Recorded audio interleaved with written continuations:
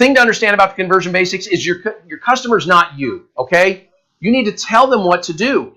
You need to tell them why to do it. That means give them a whiff them, right? What's in it for me? You need to give them lots of chances, and you need to try to avoid TMI, or at least balance out the information. Too much information versus not enough information. All right, so they're not you. Let's talk about that. See, you're your site multiple times a day. I want you to understand why I'm telling you this. We judge our website based on our experience to our website and not the consumer's experience to our website. See, the internet prospect is there for maybe a couple of visits every few years. So you need to start assuming it's every customer's first time at your site. See, most of your conversions actually come from single visit visitors. First timers convert. For our clients, 56 to 61% of the leads that they receive off their websites and phone calls come from first time visitors. All right, not from people who visited multiple times in the month. So for the average dealer, about half your visitors only visit you one time. This means you may just have one shot in getting them to submit a lead or converting them into a buyer. So keep this in mind whenever you consider a change to your website.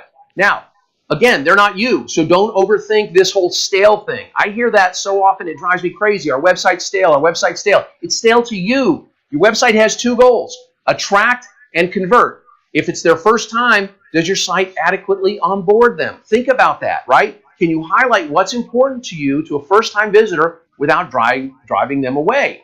So we need to tell them what to do, because connected customers don't read directions, right? When I got into automotive years ago and you bought software, right? You got this giant book whenever you bought software. That's not the case today. Connected customers don't read directions. There are no directions. So we need to tell them what to do, but we need to do that in very simple terms called a call to action. So do a review of all of your calls to action and make sure that they use simple terms like click here, enter your info, get a quick quote, call now.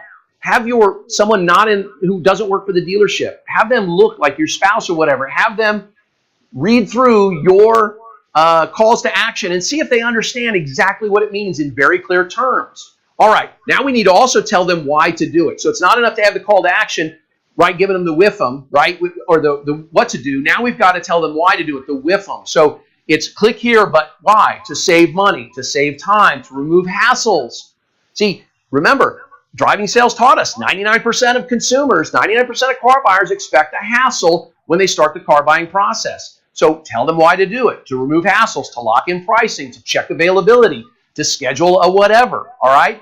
We also need to give them lots of chances to give us leads. Now, you may not know this, 95% of your homepage clicks right around there are in the navigation menu.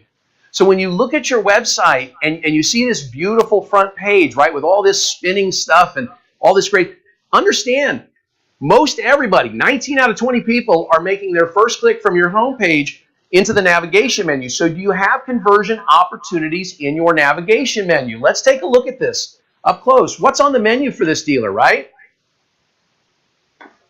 So I'm at this dealer's website and I'm looking at inventory. And look at what's in the drop-down. All new inventory, new vehicle specials, 2016 Ram. This is great, right? What's missing? What's missing from this dealer's menu? Where are the conversion links, right? Where's the link telling me to submit a lead? Oh, Steve, those are probably over in Shopping Tools. Okay, let's click over to Shopping Tools. Here we are at Shopping Tools. We've got financing and trade-in appraisal. What's missing from that drop-down? You're right. The trade appraisal. It has the finance application, but there's no trade appraisal link. I don't understand. So there is a finance application, which is we're going to learn later, a high commitment form, a high commitment call to action. All right, but there's no low commitment. There's no medium commitment calls to action in here.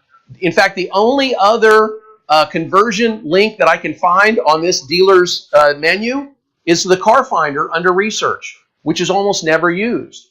So what do you want, right? You got to tell the customer what you want them to do. Tell the customer what's most important to you in the drop-down. If 95% of my homepage clicks are going to be on the navigation menu, then I need to tell them what I want the customer to do in that menu. And what's most important to you should be on top, and you should use proper calls to action right inside your navigation menu. So here's a navigation menu we built for a Toyota dealer.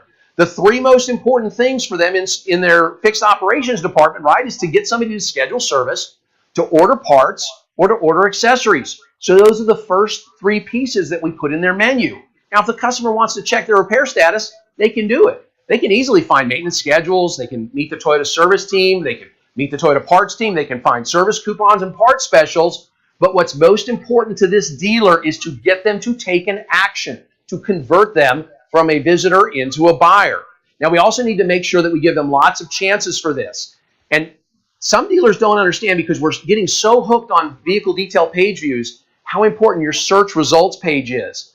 Your search results page, if you're an average dealer with opportunities for connection, opportunities for conversion on your search results page and your vehicle details page, you're going to see just as many leads on your search results pages, SRPs, as you do on your vehicle detail pages, VDPs. In fact, top dealers get about a 50-50 mix. About half of their VIN-specific leads come from the vehicle detail pages, but the other half of their VIN-specific leads come from the search results pages.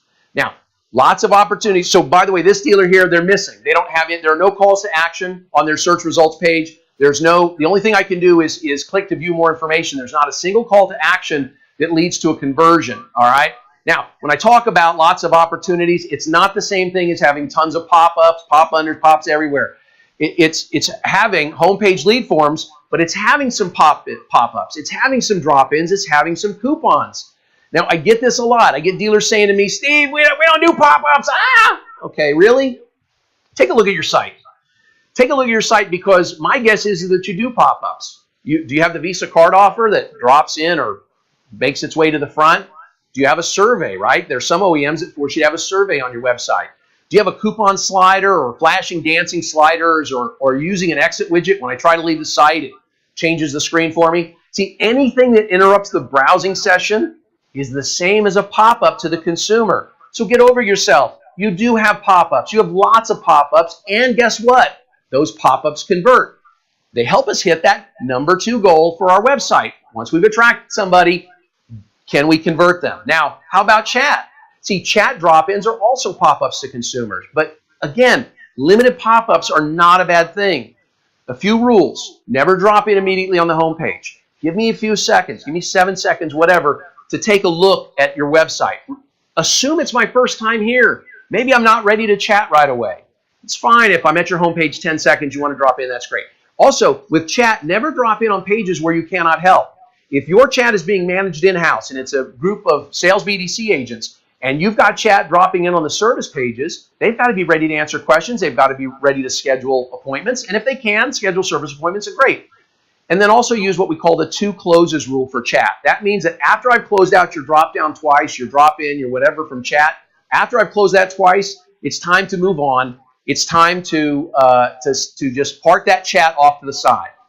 Now, chats evolve, okay?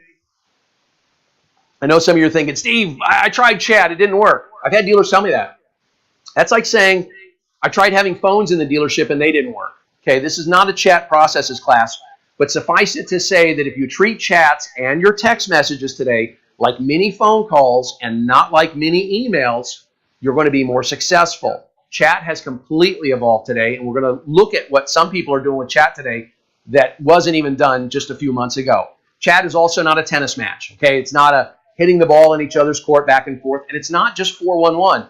Chat is not about just vomiting information on the prospect. Chat is about generating leads, but chat is also about generating sales. Now, the most successful chat out there is outsourced. That's the biggest involvement that we've seen. Dealers who were unsuccessful with chat in the past were probably unsuccessful because they were trying to manage it themselves. Now, for chat companies that offer dealer-hosted chat, hybrid chat, and outsourced chat, that hybrid means some of it's outsourced, some of it's in-house at the dealership. For chat companies that offer all three, most of their customers, sometimes over 70% of their customers, use 100% outsourced chat. Now, successful chats are becoming more about transactions and less about just lead generation. Lead generation is still a big focus of chats, but we're actually seeing transactions, the transactions happening online, whether they're parts and service orders, deal generation. These are becoming the norm for great chat companies out there.